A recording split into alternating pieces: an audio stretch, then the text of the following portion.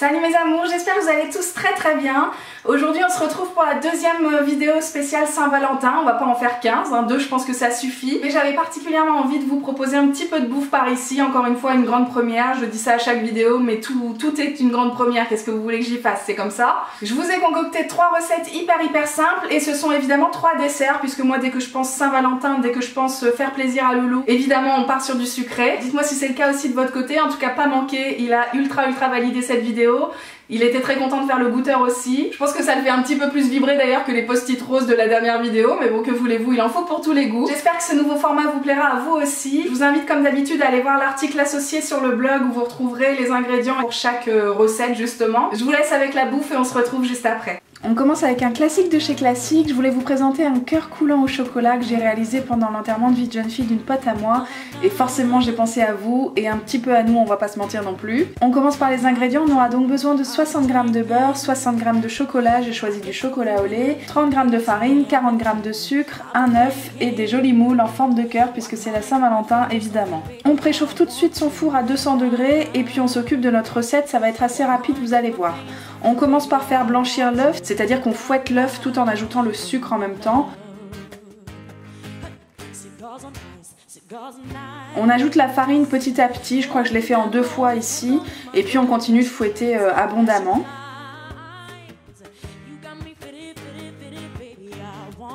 Entre temps, on vient faire fondre le chocolat et le beurre au micro-ondes. La technique, c'est d'utiliser le mode décongélation pour éviter de faire trop chauffer le mélange et que ça gicle un peu partout. J'ai laissé environ 2 minutes si ça vous donne une idée. Et puis ensuite, on vient mélanger à la cuillère pour rendre le tout un petit peu plus homogène comme ça. On ajoute le mélange beurre-chocolat dans le saladier avec le reste. Et j'ai envie de dire, c'est déjà presque terminé.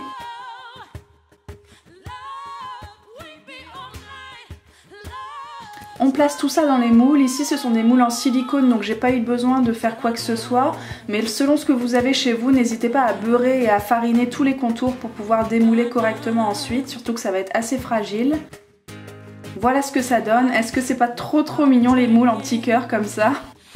Le four est chaud, il n'y a plus qu'à enfourner nos moules pendant 10-12 minutes. Alors là c'est en fonction de votre four, surveillez bien parce que chez moi j'avais commencé par mettre 12 minutes mais finalement 10 minutes ont suffi. J'ai réussi à faire 4 petits muffins avec mes petits moules mais je pense que la quantité vaut pour 2 vrais desserts à mon avis. On vient démouler ensuite délicatement parce que comme c'est coulant, c'est assez fragile du coup. Et là on voit bien que la cuisson est réussie puisque le fond du muffin est plus foncé, donc pas complètement cuit, c'est juste parfait. Et l'idée c'est de venir ajouter une pointe de fleur de sel sur le dessus pour réveiller un petit peu le tout. On dégaine sa cuillère et on se rend compte qu'on a cartonné sa recette. C'est une recette à mon avis qui fonctionne la plupart du temps et qui fait plaisir à pas mal de gens, donc j'espère que ça marchera chez vous aussi. La deuxième recette est tout aussi simple, on va faire une verrine de mousse au chocolat blanc avec des spéculoos et quelques fruits rouges. Côté ingrédients, pas grand chose à nouveau, 20 centilitres de crème épaisse, vous savez les petits pots rouges fleurettes comme ça c'est parfait, il faut surtout pas prendre de lait léger, 130 g de chocolat blanc, un batteur, quelques spéculoos et des fruits rouges. Les miens pour info c'était décongelé. On verse la crème dans un saladier et on dégaine son batteur. L'idée c'est de la faire monter pour réaliser une chantilly maison, à savoir que moi j'avais mis la crème au frigo toute la journée et que le saladier et les branches du batteur étaient au congélo un peu avant, comme ça tout est bien froid et la chantilly elle monte genre en 5 minutes quoi. On fait fondre le chocolat blanc au bain-marie, je vous apprends rien, vous auriez pu le faire au micro-ondes comme on l'a fait tout à l'heure, mais comme cette fois il n'y a pas le beurre pour faciliter un peu le truc, je préfère le faire au bain-marie, donc on remue régulièrement jusqu'à obtenir un truc tout lisse. Ensuite on vient incorporer le chocolat à la chantilly tout simplement. On utilise une maryse pour mélanger le tout ou bien une cuillère en bois quand on n'est pas équipé. On écrase ensuite les spéculoos, moi je le fais à la main parce que j'aime bien qu'il y ait des morceaux un peu plus gros que les autres, que ce soit pas très régulier en fait.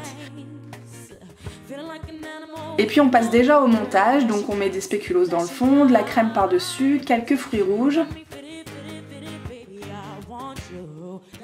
Et puis ces verrines là me permettent de faire 2 étages, donc on va surtout pas se priver.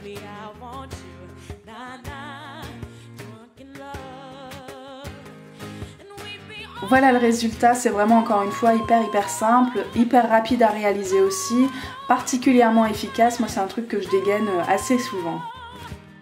Troisième dessert, et cette fois-ci c'était une première pour moi. On vient réaliser une mousse de fruits rouges façon Charlotte, j'étais obligée. Pour ce faire, on aura besoin donc d'une vingtaine de biscuits roses de Reims, de 200 ml de purée de fruits rouges, de 3 feuilles de gélatine, 2 cuillères à soupe de sucre glace et 150 ml de crème fleurette, la même que tout à l'heure. On commence par réaliser la mousse de fruits, donc on monte la chantilly exactement de la même manière qu'on l'a fait pour l'autre recette, donc tout est dit. Je passe directement à l'étape suivante qui consiste à faire ramollir les feuilles de gélatine dans de l'eau froide pendant quelques minutes. Ici j'ai utilisé des feuilles de gélatine, mais vous pouvez aussi utiliser de l'agar-agar, le résultat sera absolument le même. J'ai chauffé la gélatine dans une casserole pour la faire fondre et j'ai ajouté 2 cuillères à soupe d'eau pour pas que ça brûle au fond. On s'occupe maintenant des fruits rouges, on vient mixer tout ça au blender avec un petit peu d'eau parce que ici c'était des fruits congelés et que du coup c'était un petit peu difficile à mixer au début. On ajoute la gélatine fondue et on obtient donc cette magnifique purée de fruits rouges. On incorpore cette purée à la chantilly qu'on a réalisée tout à l'heure et encore une fois on vient lier le tout soit avec une maryse, soit avec une cuillère en bois. Place au montage, j'utilise ici des emporte-pièces pour que ce soit plus simple. On a découpé les biscuits pour que ça fasse le tour complètement et on a commencé par en placer une moitié d'un dans le fond pour créer justement la charlotte à proprement parler. Une fois que le tour est fait, il suffit de remplir le milieu avec la mousse. J'aurais effectivement pu sortir ma poche à douille mais j'ai pas eu la foi. On se débrouille avec 2 cuillères et ensuite on vient décorer avec quelques fruits sur le dessus. On laisse au frais le temps de manger le repas par exemple et puis on démoule doucement, délicatement au moment de servir. J'espère que vous appréciez le look final de ce dessert et j'en profite pour remercier encore et toujours ma Akilo pour son coup de main lors du tournage.